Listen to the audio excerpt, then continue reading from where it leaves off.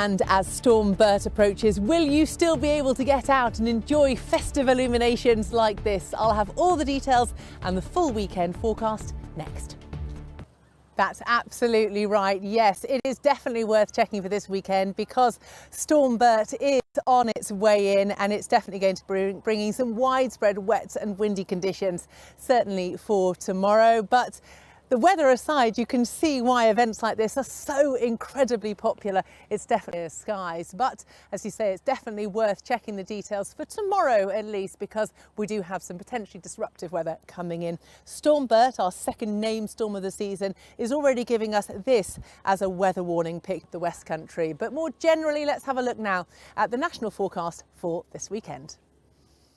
So then come Monday and Tuesday next week, we're back to something colder, clearer once again, and that is definitely going to be lovely. But at the moment, I've got all this to take my mind off the blimmin' weather. Back to you. All right, Becky in Chelmsford, thank you.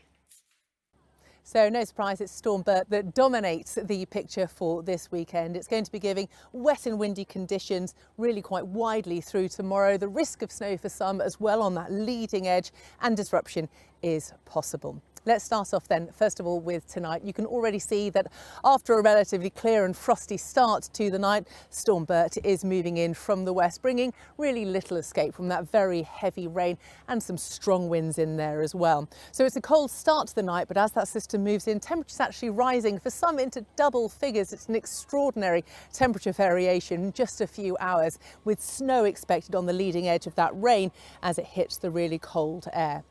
Now, as we look ahead to the picture for tomorrow morning, as I say, there's little escape from the wind and rain, particularly bad, I think, across northern England and southern Scotland, where you have got more in the way of the wind, snow, rain mix. But for everyone, tomorrow is going to be a wet and a windy, really gloomy sort of day. Perfect duvet day, you might say.